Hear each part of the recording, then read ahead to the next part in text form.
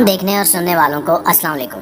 ناظرین گرامی، عام طور پر جب کسی انسان کو تکلیف ہوتی ہے تو وہ فوراً علاج کے لیے ڈاکٹر کے پاس جاتا ہے۔ ڈاکٹر میڈیکل سائنس کے اصولوں کے مطابق اس کا علاج کرتے ہیں، اور اگر بیماری کی شدت زیادہ ہو تو انسانی زندگی بچانے کے لیے بعض اوقات سرجریز بھی کرنا پڑتی ہیں اور انسان کو آپریشن جیسے تکلیف دہ عمل سے گزرنا پڑتا ہے۔ مگر کوئی ڈاکٹر خود بیمار ہو جائے اور اس کے علاج کے لیے کوئی دوسرا ڈاکٹر موجود نہ ہو تو پھر اس کو اپنا علاج خود ہی کرنا پڑتا ہے اور اپنے لیے ادویات بھی خود ہی تجویز کرنی پڑتی ہیں۔ علاج تک تو معاملہ سمجھ میں آتا ہے، مگر کسی ڈاکٹر نے اپنا آپریشن خود کیا ہو یہ بات ناقابل یقین معلوم ہوتی ہے۔ لیکن تاریخ میں ایک ایسا ڈاکٹر بھی گزرا ہے جس نے اپنی سرجری خود کی اور حیرت انگیز طور پر وہ کامیاب بھی ہوا۔ یہ ڈاکٹر کون تھا اور اسے کون سی بیماری لاگ تھی، یہ سب کچھ جاننے کے لیے اس ویڈیو کو آخر تک ضرور دیکھیے گا۔ تو آئیے چل کر موضوع کا باقاعدہ آغاز کرتے ہیں۔ معزز ناظرین گرامی، یہ واقعہ سال 1960 کا ہے، جب روس نے اپنی ایک 12 رکنی ٹیم انٹارکٹیکا کے سخت ترین موسمی حالات میں بھیجی، اور اس ٹیم کا مقصد انٹارکٹیکا میں ایک بیس کیمپ قائم کرنا تھا اور یہاں رہ کر اس علاقے کی آب و ہوا، جانوروں اور پودوں پر تحقیقات کرنا تھی۔ آپ کو یہ بھی بتاتے چلیں کہ براعظم انٹارکٹیکا قطب جنوبی میں واقع دنیا کا سرد اور خشک ترین براعظم ہے، جو کہ 98% برف سے ڈھکا ہوا ہے، جس کے باعث وہاں کوئی باقاعدہ اور مستقل زندگی نہیں گزار سکتا۔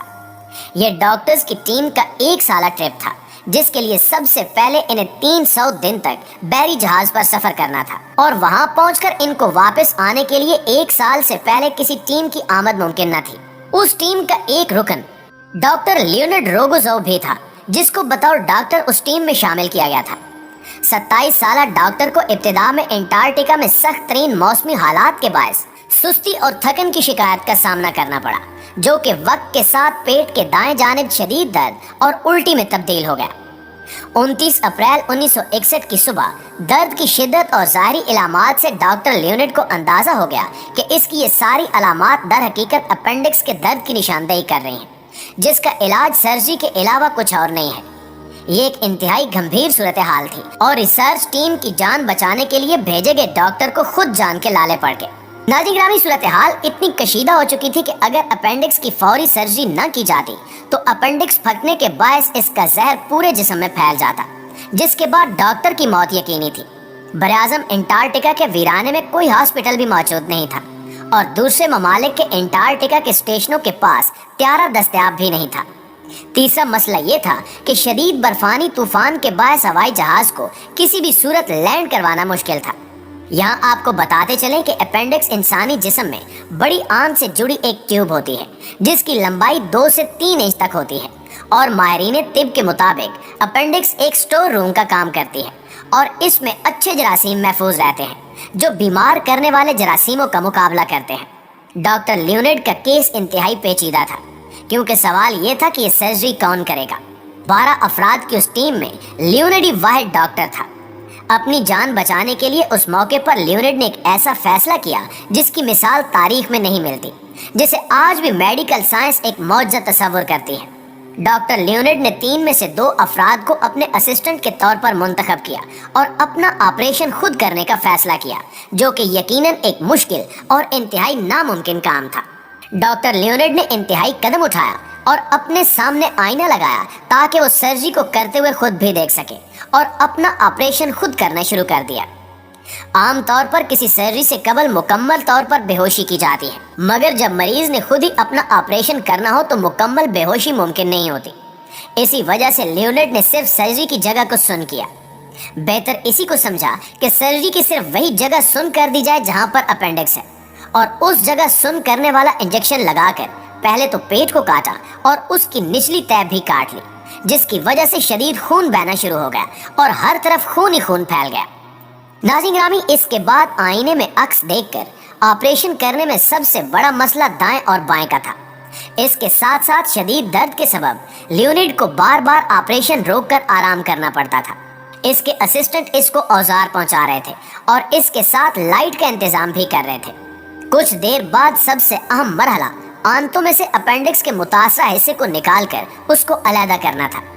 جب وہ آپریشن کے آخری اور مشکل ترین حصے میں پہنچا تو وہ تقریباً ہوش و حواس کھو بیٹھا تھا، کیونکہ خون لگاتار بہہ رہا تھا، جبکہ درد کی شدت بھی بہت زیادہ تھی۔